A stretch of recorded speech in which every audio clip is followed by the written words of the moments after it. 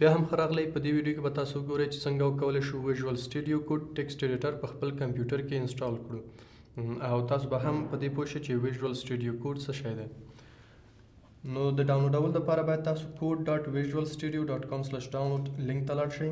هلته که وینډوز استفاده کوئ په دغه بټن باندې، که لینکس استفاده کوئ له دې څخه یو اپشن، او که ماک او ایس استفاده کوئ نو په دغه بټن باندې کلیک وکړئ.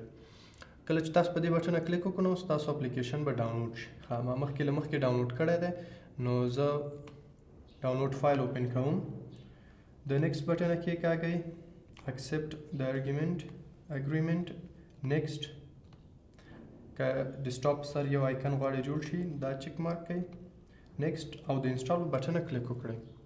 کله چې تاسو د انسټال په بټن کلیک وکړو نو ستاسو اپلیکیشن به انسټال شي، ویژول سټوډیو کوډ به انسټال شي. نو ما مخکې له مخکې ډاونلوډ کړی دی، زه یې راسن اوپن کوم. یو نوی فایل مې جوړ کړو، کنټرول اس وم، فایل سیووم، ډیسکټاپ سر یې سیووم، لیکم ورته چې مثلا ټیسټ ډاټ پی واي. ډاټ پی واي په ایکسټینشن باید موږ سیو کړو. ولې سیو کړو؟ ځکه که چېرته موږ ډاټ پی واي په ایکسټینشن سیو نه کړو نو زموږ کمپیوټر نه پوهېږي چې دا د پایتون فایل دی. فایل سیووم، نو دلته زه د پایتون کوډ رن کوم. مثلا لیکم چې پرنټ 1 2 3 رن پایتون فایل ان ټرمینل، کلیک کوم.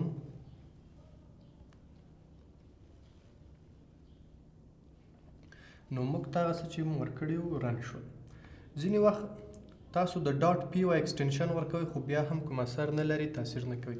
نو هغه دلیل یې دا کیدای شي چې ستاسو په کمپیوټر کې ټایپونه یې هایډ شوي اوسي.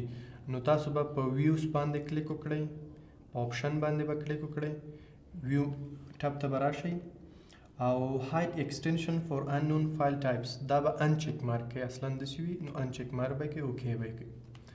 نو بیا که ټیکسټ فایل اخره کې ټیکسټ معلومیږي تاسو به هغه رینیم کړئ او اخره کې به ډاټ پی واي ورکړئ، بیا هم ستاسو فایل جوړیږي او ویژول سټوډیو کوډ کې به یې اوپن کړئ، خپل کوډ به ولیکئ.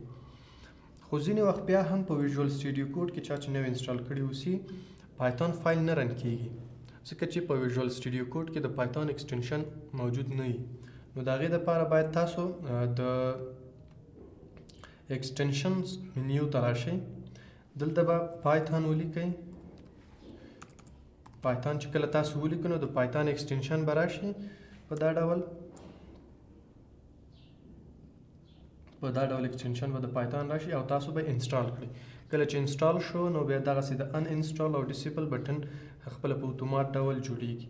نو دا بیا په دې معنی چې د پایتون ایکسټینشن ستاسو په ویس کوډ یا ایډیټر کې انسټال شو.